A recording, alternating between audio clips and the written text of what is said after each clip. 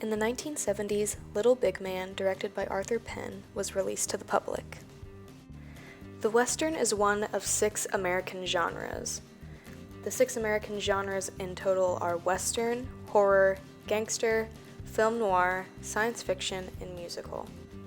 Genre refers to the categorization of narrative films by the stories they tell and the ways they tell them.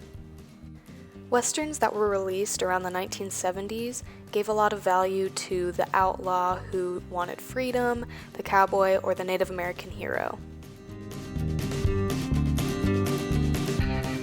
What makes Little Big Man so unique is the fact that the main character utilizes almost all of the archetypes found in Western films.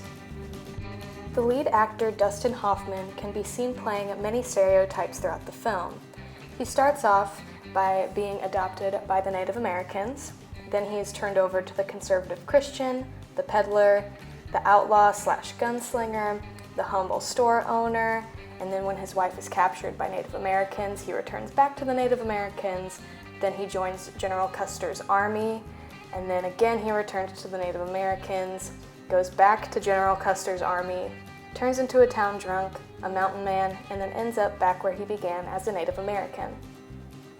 While the movie is focused around Dustin Hoffman's character, it is interesting to note that the adopted mother, Mrs. Pendrake, played by Faye Dunaway, also takes on the 2 stereotypes of the Western female characters.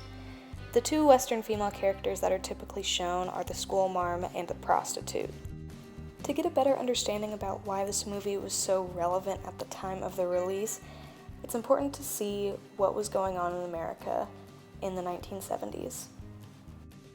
On ClioMuse.com, the writer of the article states that Little Big Man was released in 1970, some months after it was revealed the American military authorities had tried to cover up a massacre carried out by their troops.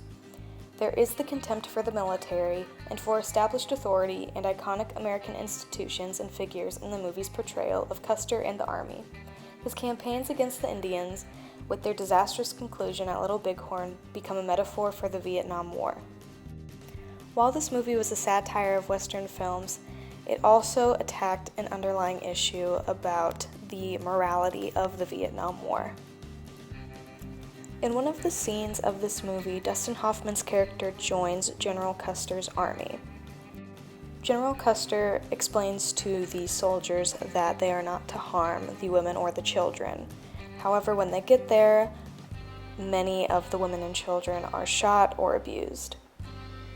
This is very interesting because this is very similar to what happened in Vietnam with the American soldiers that were stationed there. A lot of them were abusing the women and doing a lot of torture on these women and children, and so it was a perfect parallel for the movie and for the Vietnam War. In an interview with Arthur Penn, the interviewer asked him, "Little Big Man was a film you had wanted to make for years but were unable to. Why do you think that was?" Arthur Penn replied, "Well, it was very peculiar. I would simply put it down to a kind of basic Hollywood establishment prejudice. They could not understand a film that was sympathetic to Indians, to Native Americans."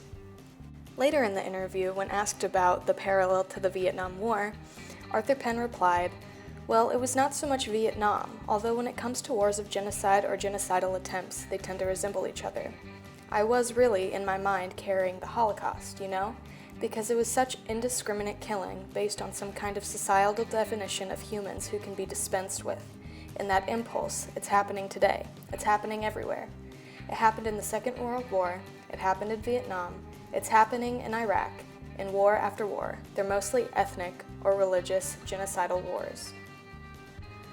Little Big Man was not only a satirical, lighthearted movie, but it also created a platform for speaking out against injustice.